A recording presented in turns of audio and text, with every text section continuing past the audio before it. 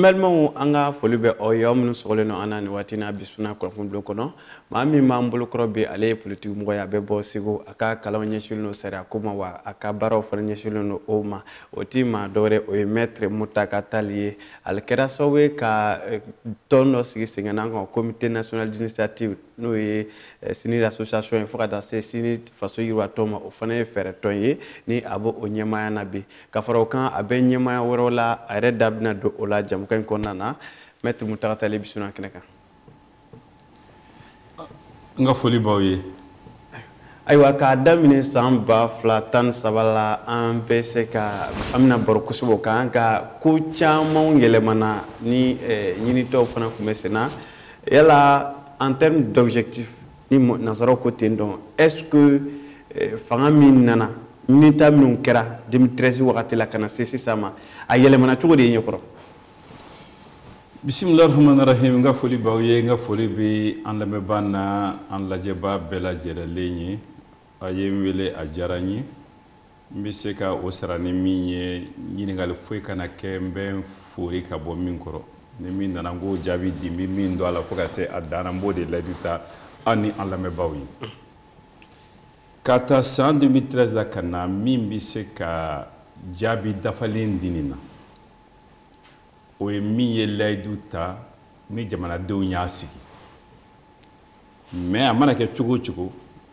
n'i ye ɲininka n bɛ min dɔn a la ne ka dɔn ta dan na n bɛ se ka o de fɔ. parce que il y a acteur politique. acteur politique oui o yɛrɛ la i ka dɔ ka jalali kɛ sisan i ko Muntaka Tall n'o ye politique mɔgɔ ye ne kɔni bɛ politique kɛ mais est ce que o ni politique mɔgɔ ye kelen ma o dɔn. Nka o tɛ bi kuma ye. Ne senidi ani ne yɛrɛ an kun bɛ jukɔrɔma dondoli la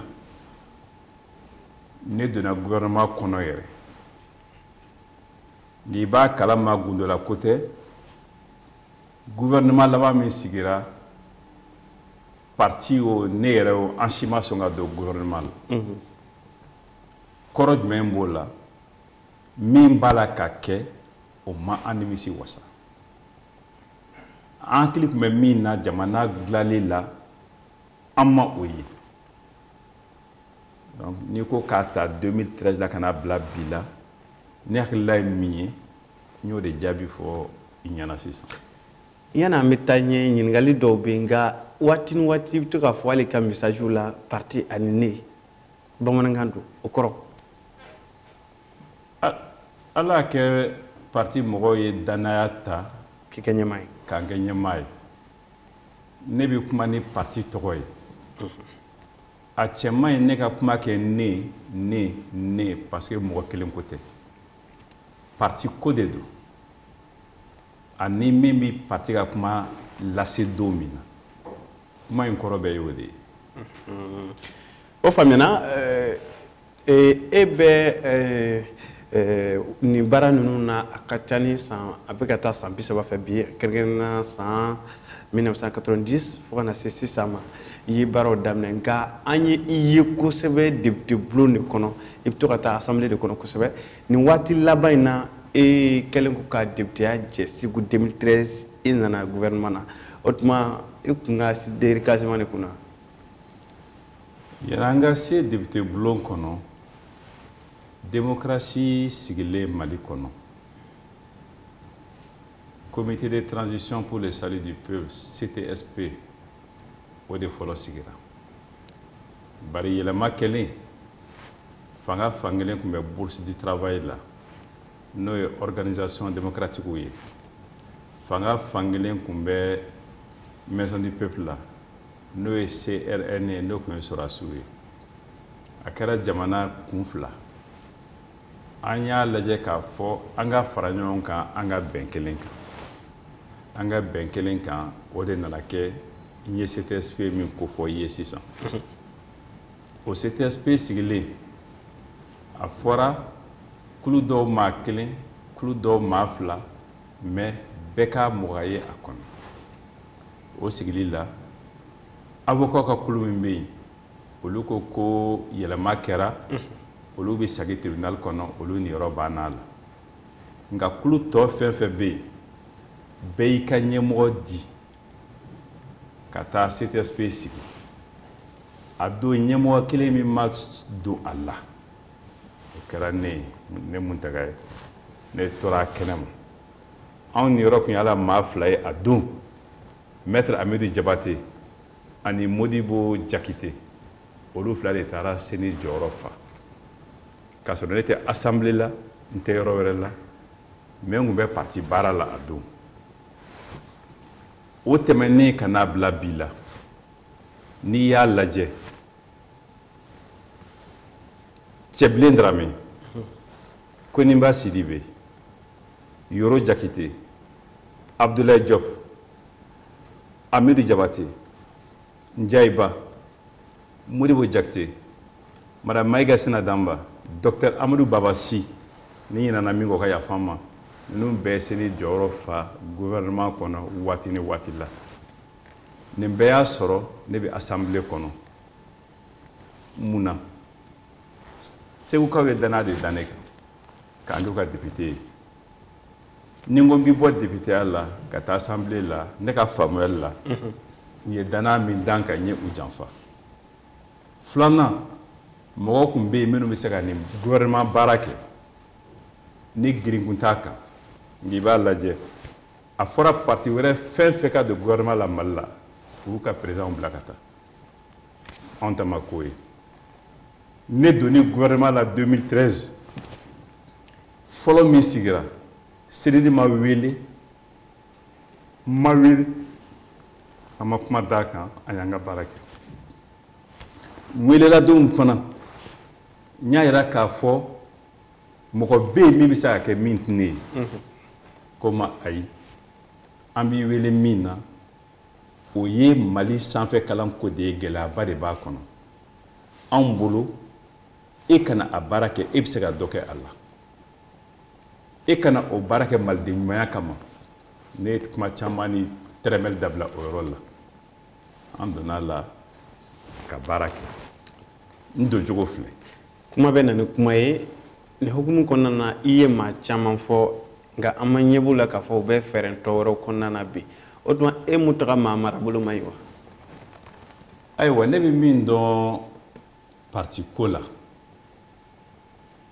maa si tɛ wajibi ka don parti la wa n'i ye Mali parti baw ta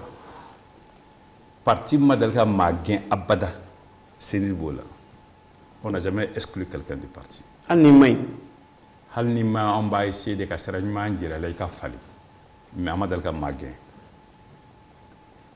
min i bɛ don parti kɔnɔ sugu fiyɛ sanni tɛ jɔnya tɛ a ka di n ye ni jɛnna n'a ye i bɛ don n sago tɛ bi i bɛ bɔ mais min ka ɲi i bɔtɔ ka na fɛn fɔ k'o kɛra i la wali k'o bɛ yen min tɛ tiɲɛ ye parce que mɔgɔw ɲɛ b'i la mɔgɔw tulo b'i la e bɔra ka minnu to yen anw ka baara kɛta ye mun ye ni maa kelen bɔra maa tan ka don ni ɲɛmaa kelen bɔra min bɛ bila a nɔ la ɲɛmaaya la o ka baara kɛ ka ɲɛ ka tɛmɛ ale kan terrain ko ka gɛlɛn Mali la bi nka an bɛ dɔ to terrain ko la Mali la cogo di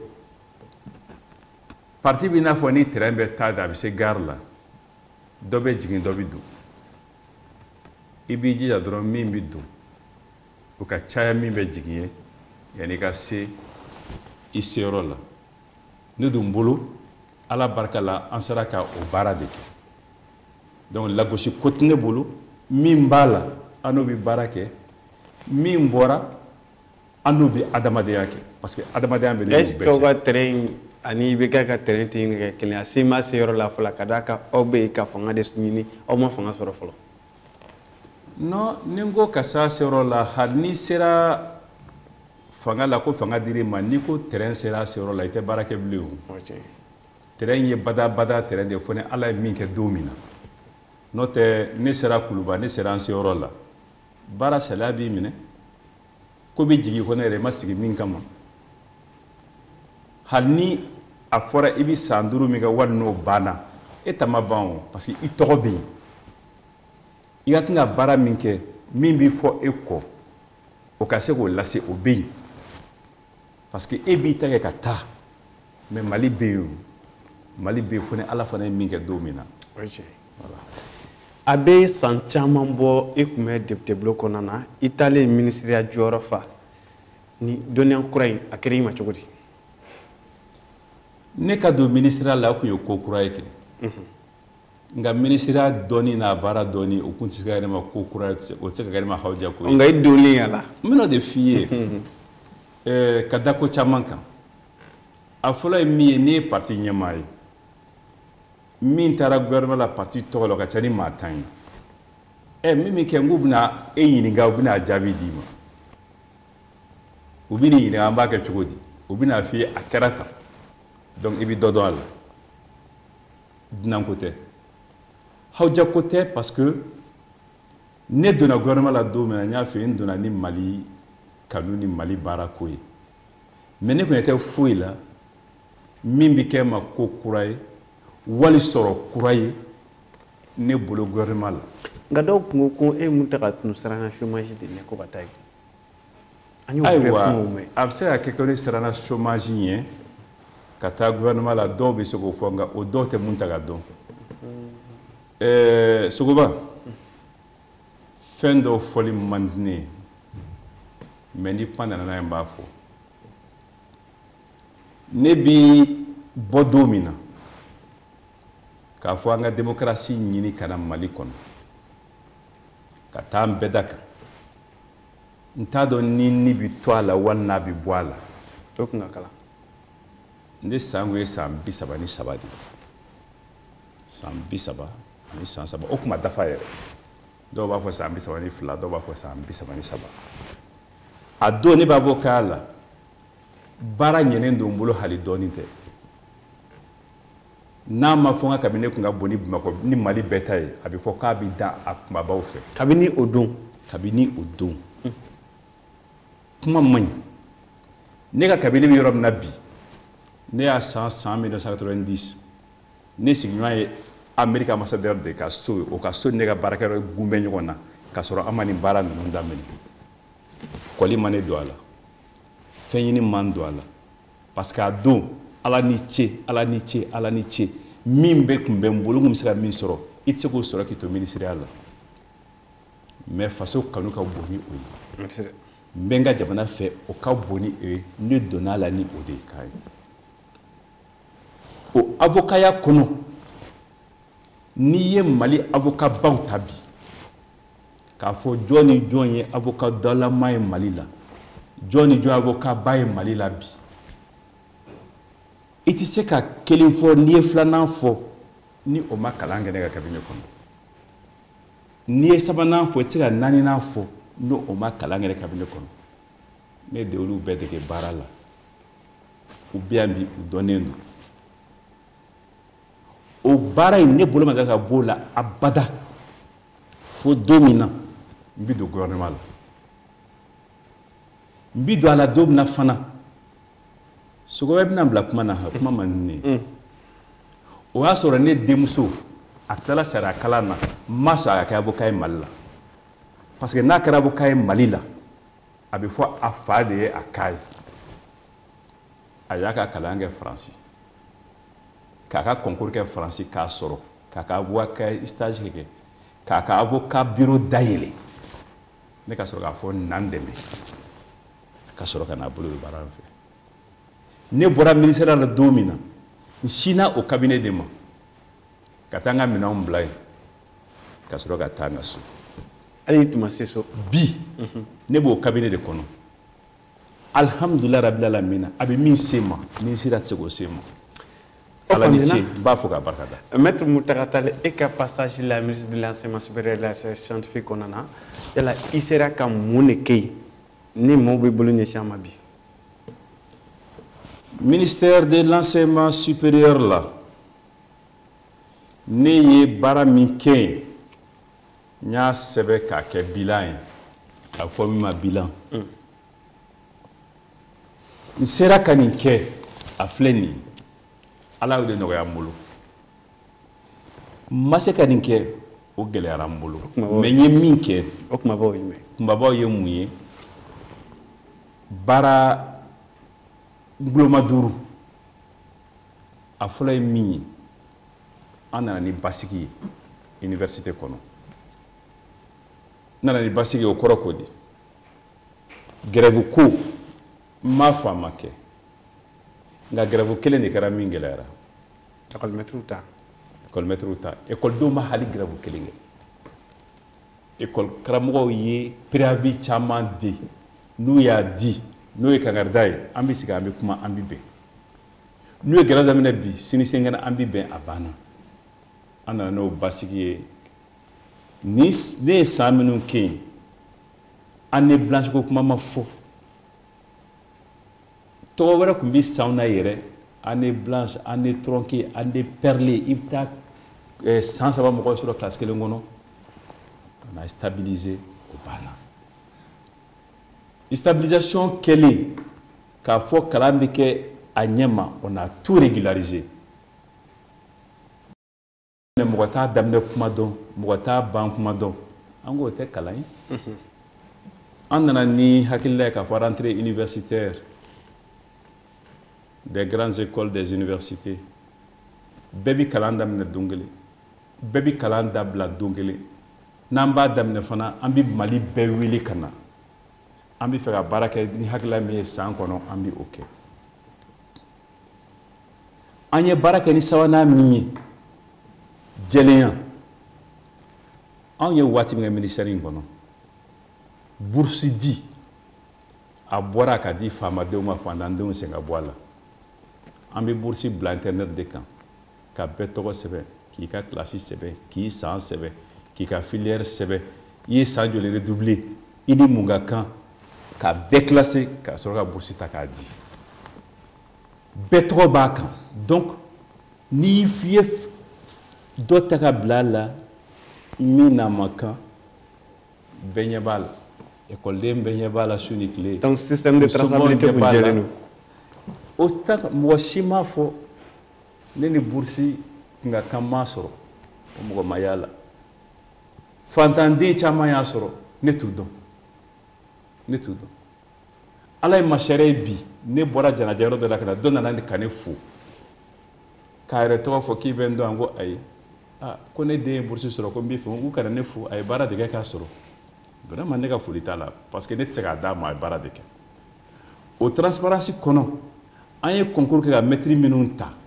mɔgɔ kelen mana fɔ ne kun ka kan ka k'a ye n m'a sɔrɔ o kɛra an ka baara guloma 3nan ye n'a bɛ fɔ o ma ko transparence après a nana yɛlɛma don ko caman na sanfɛ kalanko la ka na ni système LMD ye k'a fɔ sisan bɛɛ b'a kɛ dɔ b'a kɛ dɔ t'a kɛ o ka bɔ a la ka na ni inscription en ligne o système in tun bɛ yen a mɛnna o n ko bɛɛ k'a kɛ LMD ne m'a dilan o ayi a ko bɛ sera ka taa ni san 20 ye nka Mali kɔnɔ i b'a sɔrɔ nin université in b'a kɛ wali nin classe in b'a kɛ nin t'a kɛ non bɛɛ de b'a kɛ minnu ko anw ma labɛn mun kɛlen bɛ k'aw bali bi aw b'o fɔ an ka ɲɔgɔn dɛmɛ mais bɛɛ donna a la o tuma na bɛɛ mɔgɔ ma to kɔfɛ an nana ni inscription en ligne o kɔrɔ ko di denmisɛnninw kun bɛ na de fajiri fɛ ka na aran minɛ tɔgɔ sɛbɛn nɔfɛ dɔw bɛna kabakuru da olu jɔyɔrɔ ye an y'o bɔ a la dɔw yɛrɛ bɛ si ye dɔw bɛ si ye i b'i to i ka so n t'a dɔn sogoba ye kucalaka de ye wali yɔrɔ jumɛn en tout cas i b'i ka congé kɛ yɔrɔ min na i b'i to yen k'i tɔgɔ sɛbɛn n bɛ se ka n to Kucala ka n tɔgɔ sɛbɛn k'i tɔgɔ sɛbɛn ka na i b'i fɛ fana ka taa kalan kɛ kalan min kɛ an bɛ karisa ta karisa t'i ta ka da nin kan o bɔra a la i ka fɛnw bɛɛ bɛ lajɛ machine yɔrɔ b'a la a tɛ to buna mɔgɔw dɔrɔn bolo u k'u sago kɛ an y'o baara kɛ réforme la n bɛ se ka min fɔ o la a bɛ mugan bɔ a laban kɛra mun ye bɛɛ kun y'i kɔ don Mali kalanko la dɛmɛbaa bɛɛ a nege t'u la bilen parce que kalan tɛ Mali la u bɛɛ sɛgɛnna ka na an dɔw bɛ nɔfɛ kelen kelen an b'a la ka baara kɛ sɛbɛn ko da kulonkɛ tɛ an b'a la ka kɛ jɛlenya kan an b'a la ka kɛ n'an sɛbɛn ye u nana fɔlɔ min nana ni o nana tɔw bɛ tugu o kɔ n'o taara bɛɛ bɛ taa o kɛra banque mondiale ye tɔw bɛ tugu o kɔ ka na ni ala sera ka fɛn min nɔgɔya n ye dakurunya fila fɔlɔ fɛ n y'a f'i ye n ye n ka gafe kɛ k'a bila internet kan maître Muntaka Tall n'an tilala sisan n b'a d'i ma ayiwa i yɛrɛ ka k'a sariya ye o ɲɛna caman kɛra wariw sɔrɔla wa maître dɔw ka ciw ɲɛnabɔra nka yɔrɔ min y'i sɛgɛn kosɛbɛ a b'i n'a fɔ o kɛra IGE de ye dɛ IGE grève mɛnna mais IGE f'i k'a dɔn min don ale de ka dɔgɔ n'an ka université kalanso bɛɛ ye nka n'a dɔgɔya nafa b'a la fo nafa ba u nana grève la ni hakilila min ye a don n y'a fɔ an k'an sigi ka kuma fɛn o fɛn bɛ se ka sɔrɔ kuma fila t'a la mais min t'i ɲɛ o kɛra ne ka baarakɛ bolo ye kabini n donna don min na n'u ka tɔnsigi fɔlɔ ni min bɛ ɲɛ an b'a kɛ yɔrɔ bɛɛ n'a t'i ɲɛ fiyewu n b'a fɔ a ye nin t'i ɲɛ n'a bɛ ɲɛ nka an b'a a bolo da an b'o kɛ an donna o baara de kɔnɔ an mɛnna an ma ɲɔgɔn faamu ne bɛ bɔ yen don min na o y'a sɔrɔ an kumana an bɛnna fɛn bɛɛ kan kalan bɛ reprendre mais yɔrɔnin kelen bɛ yen gɛlɛya tun b'o kɔnɔ an ye waati min kɛ grève la o sara ne ma sɔn o gɛlɛyara dɛ non ne tugura sariya dɔrɔn ni tugura sariya kɔ i tɛ sɛgɛn o ni tugura sariya kɔ dɔrɔn i bɛ lafiya ni sariya man ɲi a ka falen mais ni sariya don tugu sariya kɔ tiɲɛ don sariya don nka min y'a kuma caya o kɛra tɔw ta sarala u ye ka da kan waatinin dɔ tun kɛra bɛɛ tun taara grève la waatinin dɔ la nka u ko k'a fɔ ko tɔw ta sarala k'olu dɔrɔn de ta tigɛra o de kɛra ko caman bɛ yen ne y'o f'u ɲɛna ne ko ne nana fɛn fɛn sɔrɔ yen ɲuman na n b'o sinsin n nana fɛn fɛn sɔrɔ juguman na n b'o bɔ yen an bɛ bigi ta ka tɛrɛ bilenman de ci ni min kɛra ka sɔrɔ ne ma na ko o ma kan ka kɛ o tɛ sariya wala o cɛ man ɲi ne nana k'a fɔ an ka tɛmɛ ni o ye hali ni sariya tɛ yeli o ka gɛlɛn an bɛɛ ka fara ɲɔgɔn kan an ka bɛn fɛn dɔ kan an bɛ min lawaleya pour que an si kana bɔ sariya kɔnɔ abada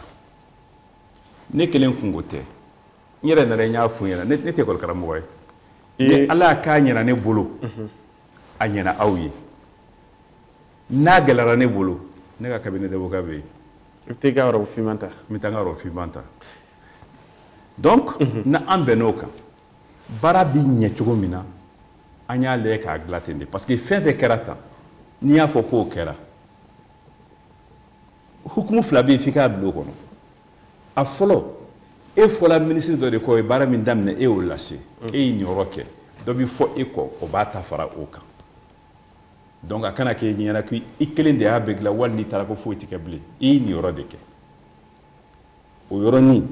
ça c'est très important filanan baara fɛn fɛn kɛra ko ɲuman b'a la kulu de jara k'a kɛ minisiri y'a ɲɛmɔgɔ ye n'a ɲɛna a tɔgɔ bɛ fɔ n'a tiɲɛna a tɔgɔ bɛ fɔ mais n'i ko i sen fila i bɛ gɔngɔ wuli n'i sen fila bɛ duguma dɛ chauffeur minnu tun bɛ na ne nɔfɛ ani garde corps minnu bɛ ne nɔfɛ 6 heures du matin an ka taa don o don olu niyɔrɔ ka ca la o ne tun bɛ se n ka bureau la 6 heures du matin ne bɛ n ka secrétaire muso sɔrɔ yen cɛ tɛ dɛ muso ne b'o sɔrɔ yen e tun bɛ taa don o don 6 heures an bɛ 6 heures n bɛ bɔ yen ni fitiri sali an bɛ baara kɛ ten an bɛ bɔ secrétaire bɛ yen planton bɛ yen n ka cabinet bɛ yen n ka directeur bɛ yen ne de y'a fɔ bɛɛ an ka jɛ ka baara kɛ dɛ n'a ɲɛna a ɲɛna Mali ye n'a gɛlɛyara an tɔgɔ b'a la an k'a niyɔrɔ kɛ ni min nana o k'a sɔrɔ dɔ bɛ yen i bɔlen yanni kun k'i ka robo fiman ta i taara kunnafoni di minisiriso kɔnɔna na o kɔnɔna na bilana komi i ye enseignement supérieur i y'o kɛ gafe dɔ ye est-ce que i sera ka gafe dɔ kɛ yen fana alors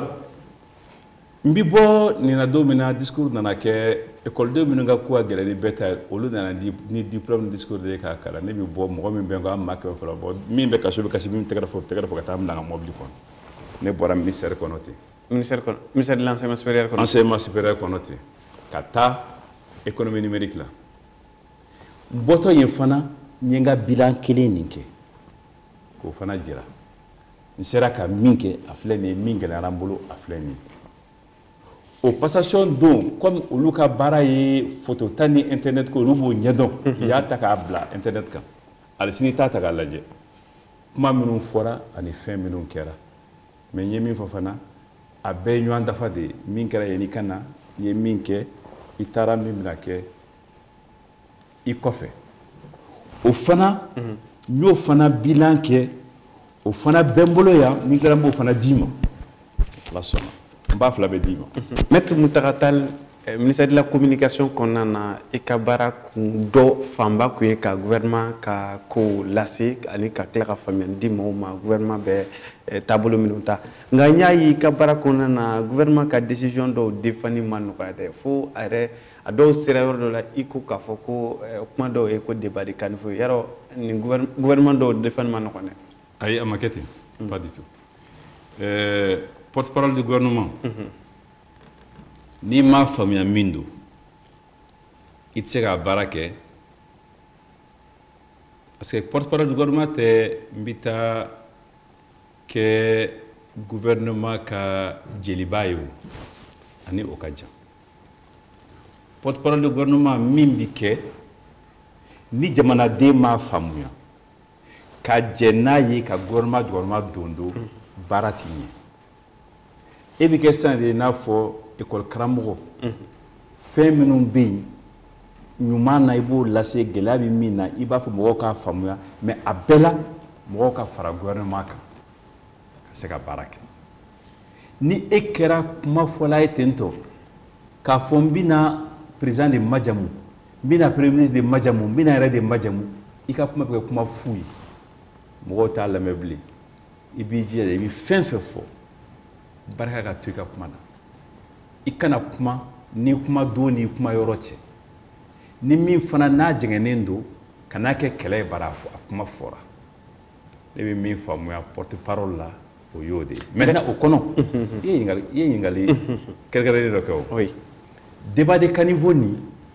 a nana ni mun ye an tun bɛ assemblée de kɔnɔ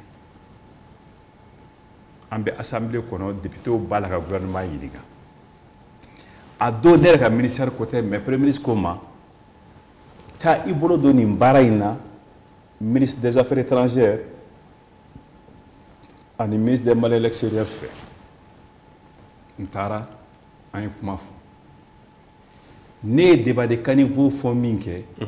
députéw ye mankan wuli pause kɔnɔ n ye min fɔ n y'a sɛbɛnnen ta ka na juru la n ko yala aw ne ka kuma lamɛn wa ne ye min fɔ a filɛ nin ye u taara lamɛn u nana ko vraiment an tun m'a faamuya a bɛ yafa an ma. o ye débat de caniveau ye mun ye e tun y'a fɔ ni hukumu ye ni ko nana minnu bɛ a fɔ a fɔcogo la o bɛ yen minnu bɛ nani kɛ ani kumajugu fɔ o ye débat de caniveau ye mɔgɔ ka n'i da don o la o ka to yen o ye débat de caniveau de ye o ne m'o retiré ne t'o retiré parce que o ye débat de caniveau de ye n'i taara internet kan bi débat fila de bɛ yen ɲɔgɔn bonya ɲɔgɔn sɔsɔ ɲɔgɔn hakili falen falen ani débat de caniveau micro bɛ n bolo caméra bɛ n bolo n bɛ mɔgɔw nani e bɛ se k'a fɔ k'o tɛ yen wa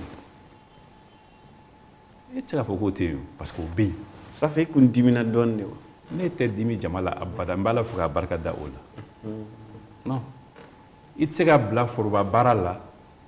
k'i b'a kɛ i n'a fɔ i sigi n b'i ka dukɛnɛ na n'i bilala foroba baara la i k'a dɔn i ni foroba mɔgɔw de bɛ ɲɔgɔn fɛ i ni bɛɛ bɛ ɲɔgɔn fɛ maa sifa bɛɛ b'a la ni e tɛ se ka jɛ n'a ye u k'u sen tereke kan komi dɛbɛn e ka bɔ foroba baara la ne bɛ nin na bi i ye min fɔ ani san bi saba a ma jan dɔ k'a fɔ n y'a dimi ne ye ka nin baara in kɛ wajibi don i ka se i yɛrɛ la o ni i tɛ se i yɛrɛ la i ni ɲɛmaaya man kan. o ye tiɲɛ ye e Muntaka i tun bɛ gouvernement ka kuma lase hakili la nin kuma ninnu dɔw nana n ye k'a fɔ i ye intervention dɔw k'a la fo dɔw yɛrɛ nana fɔ k'a fɔ ko an y'a ye kunnafoni digafo kɔnɔna na k'a fɔ ko Muntaka ye gouvernement ka jeliba ye dɔw yɛrɛ ko le nouveau garagement de la majorité présidentielle le nouveau Garange Mam anya ye kuna fon diga fu konana ne bi Garange Mamu boya ne fa jenyan hundo anga du donombe nyokona anga Garange hundo yere mais minnu bɛ ko fɔ a f'u ɲɛna n'i bi kuma i kuma cogo dɔn i hakili la i bɛ fɛn fɔ min bɛ mɔgɔ dɔgɔya min fɛn ne bɛ min f'i ɲɛna bi n b'o fɔ an lamɛnbaa bɛɛ ɲɛna san 28 tɛ tile 28 dɛ o san 28 kɔnɔ ne ye fɛn fɛn sɛbɛn n ye fɛn fɛn bɔnda taa ta k'a lajɛ n'i ye mɔgɔ kelen ka dɔgɔyali y'a la i kana fɔ n ye n'i ye nkalon kelen y'a la i kana fɔ n ye n'i ye mɔgɔ ka majamuni y'a la i kana fɔ n ye i bɛ mɔgɔ majamu n'i bolo a ka fisa n'i ye n'o tɛ hakilila la o tɛ taabolo o ka gɛlɛn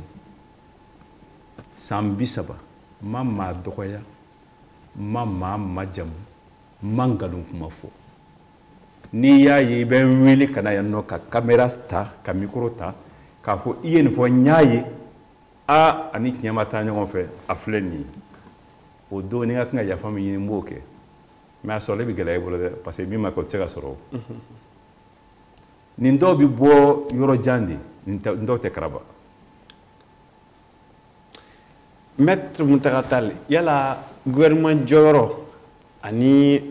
jɔyɔrɔ min bɛ yen ni jamanadenw bɛ danaya da i kan e yɛrɛ bɛ jɔyɔrɔ jumɛn de fɛ kosɛbɛ e b'i yɛrɛ sɔrɔ kosɛbɛ yɔrɔ jumɛn ne ye min kɛ assemblée kɔnɔ n bi don min na ani n bi bɔ don min na n'i y'a fara ɲɔgɔn kan ka ca ni san 20 ye jɔyɔrɔ si tɛ assemblée kɔnɔ ne ma min kɛ ni président k'a fɔ assemblée président n'o kɛ n kɛra premier vice président ye san 5 est-ce que maa kɛra premier vice président ye fɔlɔ san 5 ka tugu ɲɔgɔn na je ne suis pas sûr n kɛra chef de l'opposition ye n kɛra premier vice président ye donc i bɛ opposition na or premier vice président assemblée ko caman bɛ o de bolo bonya bɛ président bolo nka baara gɛlɛman bɛ premier vice président bolo n kɛra groupe parlementaire président ye n kɛra groupe d'amitié président ye ne bɛ don assemblée kɔnɔ ka bɔ tuma min na président d'assemblée si tɛ farafinna CEDEAO kɔnɔ tile bɛ n bolo fɛ ne ni min ma sigi ka dɔ fɔ kulu si tɛ yen n ma taa min na Mali ni farafinna kɔnɔ kulu 3 de bɛ yen député bɛ se ka yɔrɔ min na i bɛ kɛ Mali assemblée nationale kɔnɔ Ala y'o di yan n b'a fɔ ka barika da i bɛ taa parlement de la CEDEAO la tile bɛ n bolo bɛɛ dugu faralen ɲɔgɔn kan o assemblée nationale Ala y'a nɔgɔya n ye i bɛ taa parlement panafricain na farafinna bɛɛ faralen ɲɔgɔn kan o assemblée Ala y'a nɔgɔya n ye donc ne yɛrɛ ka politique baara a gɛlɛman n'a belebele kɛra assemblée de kɔnɔ gouvernement fana n ye waati kɛ o la nin baara fila u bɛ ɲɔgɔn dafa n'i ye nin fila faamuya i bɛ se k'a fɔ n ye jamana maracogo faamuya n bɛ se ka mara kɛ minnu bɛ n jɛ jamana dɔnni na Ala ye sababu kɛ n sera k'o dɔn n ye min ye terrain kan n nana o ye nin yɔrɔ in fana na donc a bɛ se n'a fɔ n'i labɛnnen don ka se ka dɔ faamuya ka se ka dɔ dɔn ka se ka dɔ baara jamana marali la Abdoulaye Idrissa Mayiga nana gouvernement ɲɛmaaya minɛ waati min na e Muntaka ma taa tuguni gouvernement na yala yafa kɛr'i ma wa ou bien i bɔr'i yɛrɛ ma de Abdoulaye Idrissa Mayiga ka n'a ka mɔgɔ ka ɲɔgɔn ye fɔlɔ la a bi balola a bɛ lamɛn a ko jɔn k'a la Muntaka a kɛra mɔgɔba don hɔrɔn don danamɔgɔ don mɔgɔ baarakɛɲɔgɔn don min tɛmɛna ne n'a cɛ don min na ne bi bɔ ne t'o fɔ mais ale ye nin sariya fɔ ka sɔrɔ ne tɛ yen n bɛ min f'i ye dɔrɔn ni sɔrɔ t'o la ni nin jaabi b'o kɔnɔ gouvernement laban bɛ sigi don min na ne welela o ne ye jaabi min di a ma kɛ gundo ko ye ko o dɔnna o fɔra o y'a fɔ parti seni a ne yɛrɛ mun taga an jɛna an tɛ se ka don gouvernement la bilen parce que baara min bɛ kɛ la k'i taa jimi sira fɛ i ka jaabi b'o kɔnɔ. dɔw ko k'a fɔ kabini e mun taga i bɔra gouvernement na a bɛ waatini dɔɔni bɔ sisan k'a fɔ ko i ka discours tɔn k'a yɛlɛmana. o dɔli de nana n'a ye. n y'a f'i ɲɛna ne bɛ min kɛ n bɛ min fɔ n'o tun bɛ siri n bɛ gouvernement la n tɛ gouvernement la ne tun tɛ san 25 kɛ gouvernement kɔfɛ ne bɛ min kɛ n bɛ min fɔ n b'a kɛ ni n ka hakilila de ye mun nana ni an bɛ min na bi fo kana se kulu ma ni mɔgɔ ka fara ɲɔgɔn kan kulu sigi ko UMA Unis pour le Mali ka se ka na ni yɛlɛma ɲinini ye jamana marako la mun don gouvernement kɔnɔ n ye fɛn dɔw de ye n ye fɛn dɔw mɛn n ye fɛn dɔw faamuya ka fara kɔrɔlenw kan n y'a jira k'a fɔ nin tɛ ne baarakɛ sira ye selili kɔnɔ an bɔra convention de la majorité présidentielle la an bɔra mun na RPM nana ko mun kɛra an ka kuma mais an bɛ kuma fɛn saba kan aw ni anw cɛ min kɛra an ka dɔ fɔ o la an bi jɛ la convention de la majorité présidentielle min kɔnɔ an ka dɔ fɔ o la convention de la majorité présidentielle sigira ka président de dɛmɛ an ka dɔ fɔ o la mais n'an ko an bɛ nin fɔ dakuruya kelen na kuma jumɛn bɛ fɔ kuma kelen président yɛrɛ ko convention de la majorité présidentielle ale ye t'a ɲɛci la jɔyɔrɔ t'a la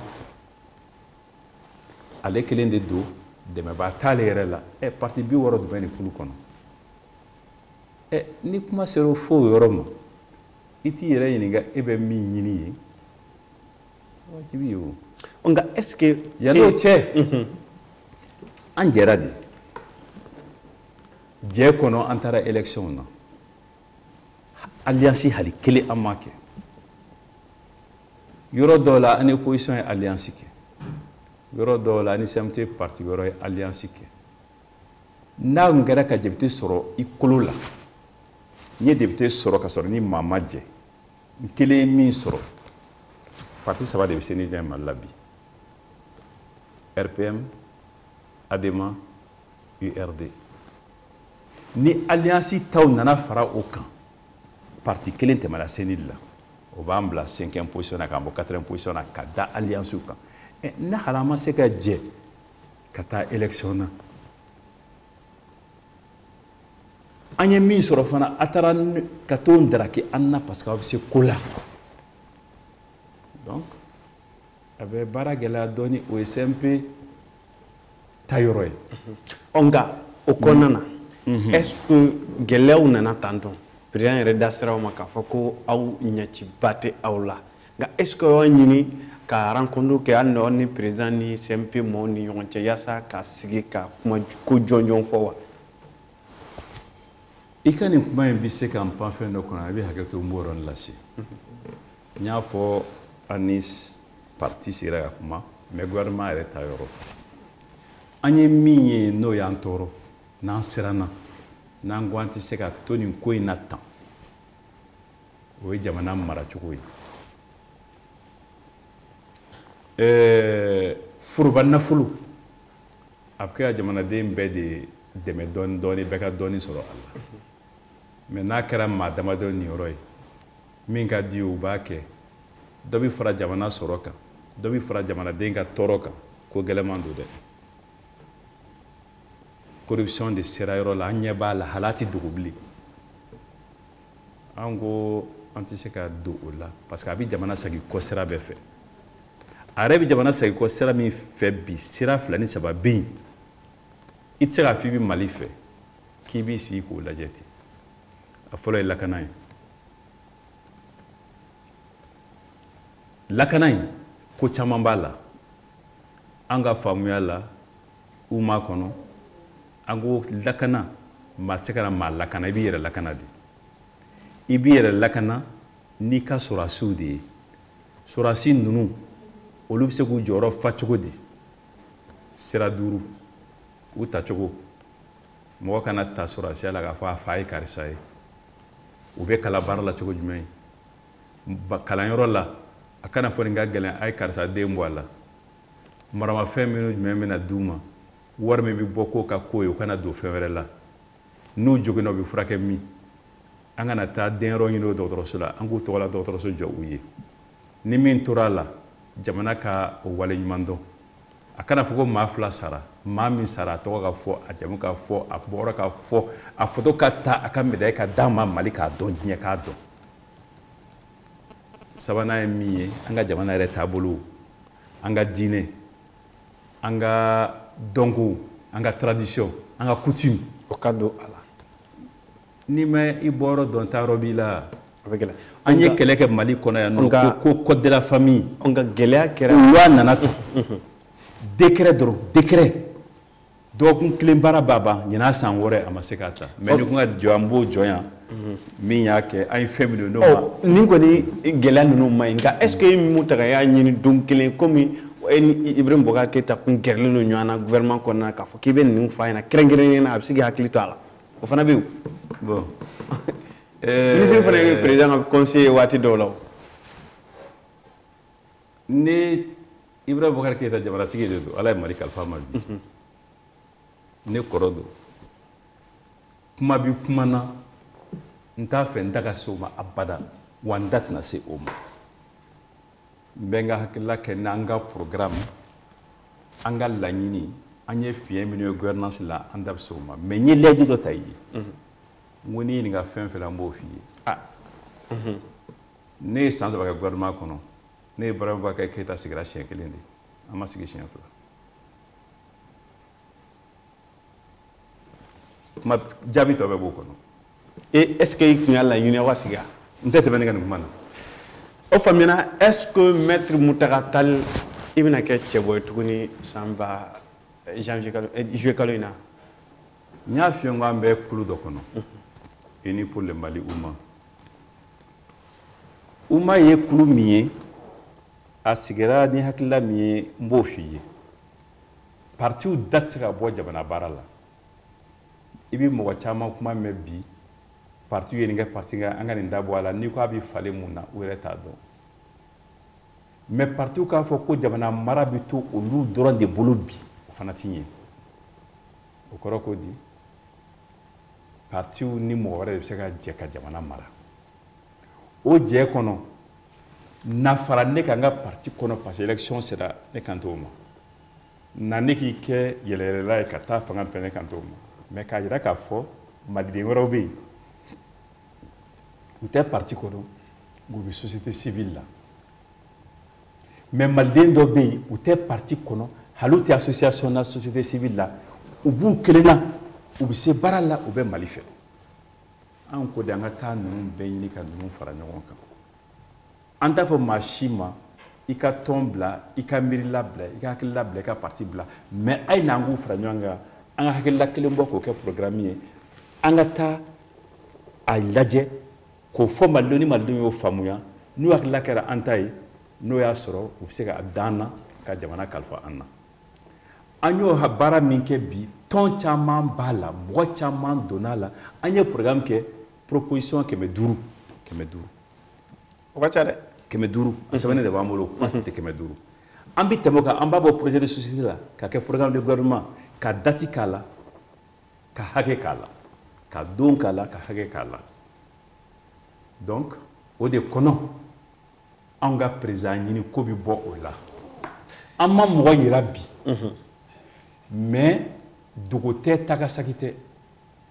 ni Ala sɔnna dɔgɔkun nata ninnu na an ka mɔgɔ bɔta bɛ yira o don n b'a ɲini Ala fɛ n ka se ka i ka kuma jaabi k'a fɔ oui ne ye candidat ye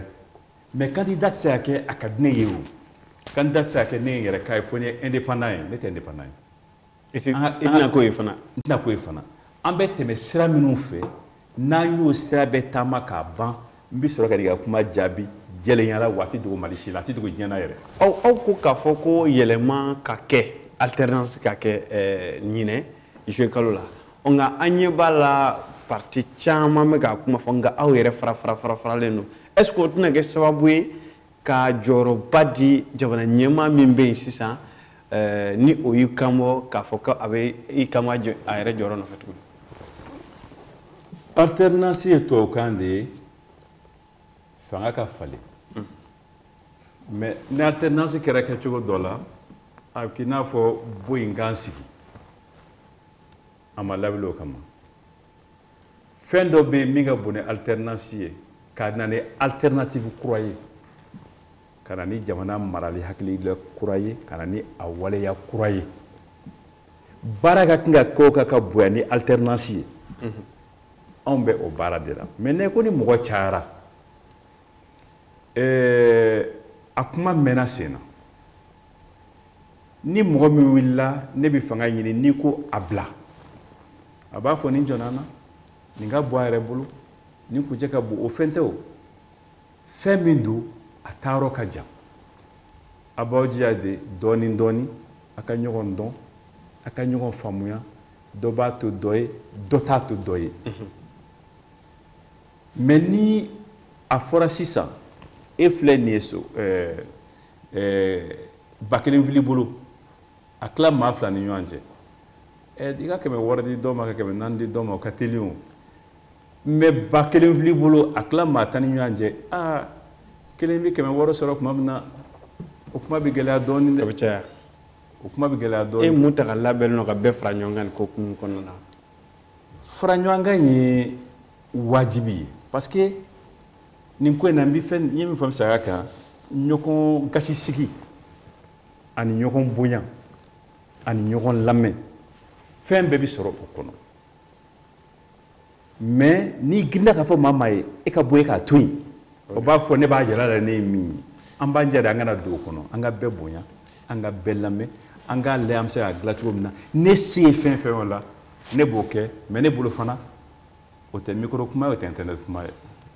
Nka n'a o siɲɛkɔnɔ kuma de ye. n'a ko laban a bɛna se micro ma. ale tɛ soba n'a sera o ma a bɛ wele yɛrɛ. ayiwa aw tɛna tulo dɛndɛn a bɛ wele. mais yan'a ka se o ma kuma caman kun. Maître Muntaka Tall nin bɛ dan sigi an ka bi babu la min tun bɛ tali kɛ jamana maracogo fo ka taa se sinidi yɛrɛ ani Muntaka hakilinataw ma président Kala ta nata in na an b'a fɔ aw ɲɛna a k'an bɛn waati wɛrɛ.